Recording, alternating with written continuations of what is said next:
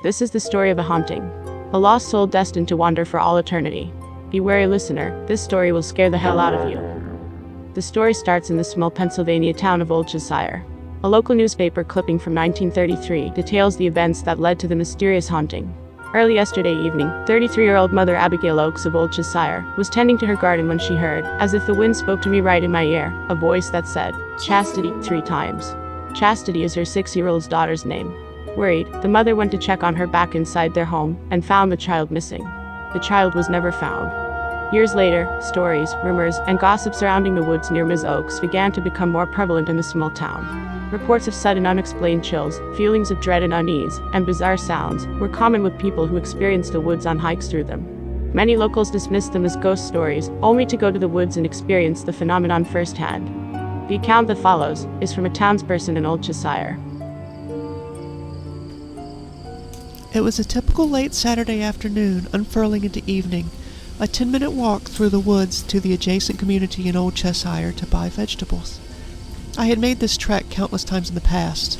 I was alone. It was a dark day, darker than normal, but nothing unsettling, until midway through my walk, I heard it. I heard a voice that said, "Chastity. Chastity. Chastity." 3 times the name. I called out in return, "Hello," as I thought someone was near. As I turned to look left, right, backward, all around, I saw no one, just the gray dark of woodlands at dusk. It felt completely eerie, but not frightening. Yet, minutes went by and I'd all but forgotten about the name and the voice. And then suddenly... Chastity. Chastity. Chastity. "Hello," I said again as I turned to look once more for the person who called out like this. Again, I saw no one and no thing. The mere fact that this happened again made me, when I said before that it felt eerie but not frightening, the mere fact it happened again now frightened me. I looked everywhere. I scanned every angle of vision I could looking for the source of this repeated name and turned up completely empty. I settled myself a bit by convincing myself that I was simply tired and hearing things in my head. I continued on for a minute, thinking of my destination. Just as I got comfortable that my strange instance had passed, I heard again. Chastity. Chastity. Chastity. Now it was 3 times said and 3 times repeated. Being a person who, dwelled perhaps a bit more than average on numbers, this thought unsettled me greatly.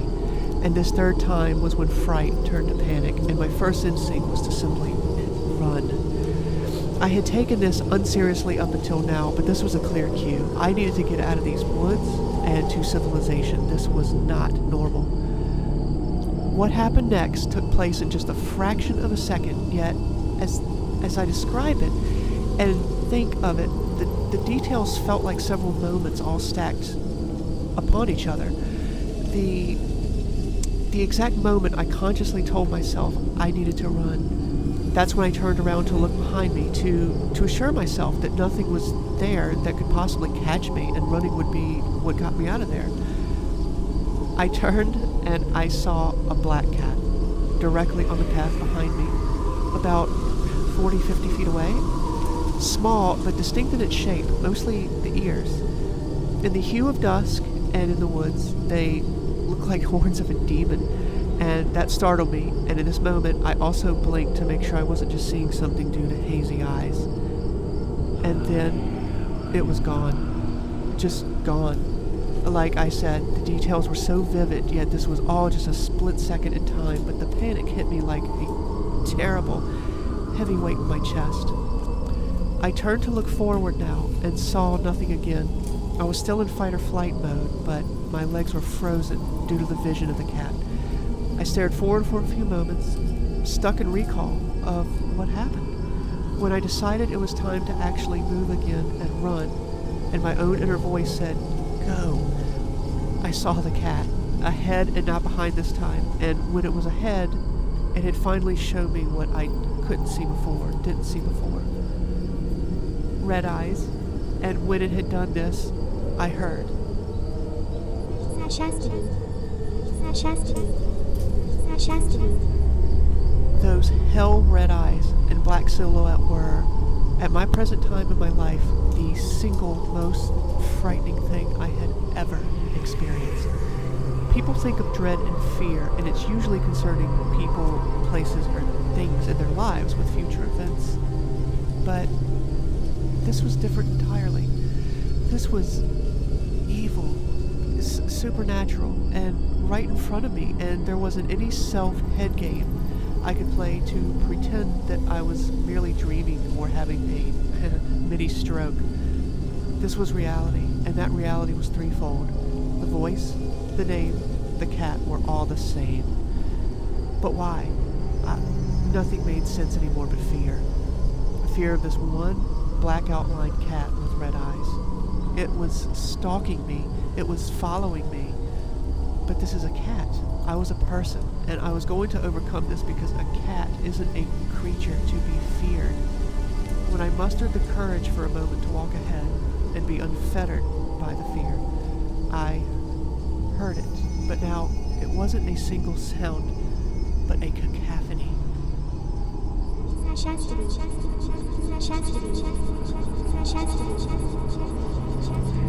It was there, here, yonder, behind, left, right, everywhere.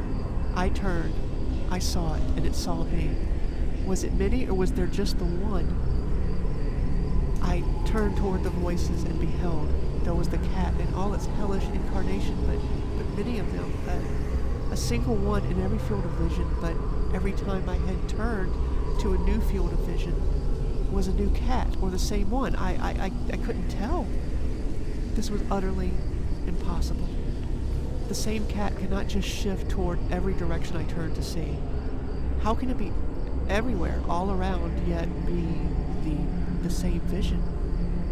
I closed my eyes, shifted my head forward, and reopened them. As I turned to glimpse just one direction without the cat, I then saw again as its red eyes met mine.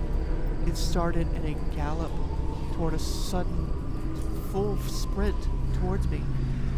Leaves rustling under its steps, but I heard leaves all around me. My last solid thought that I had was how can I possibly fight this one off of me, and how all the rest would join in if this wasn't just the only one? Impossible, I thought. Impossible. Overcome with terror, the likes I had never in my wildest imaginations could fathom, I screamed out in sheer panic, holding my ears, closing my eyes tighter than I've ever shut them before, until the muscles in and around my eyelids felt as if they would snap. And then there was utter silence. Not a rustle of leaves, not a cool breeze through the trees. Nothing. Until directly behind me, I hear... Chastity. Chastity.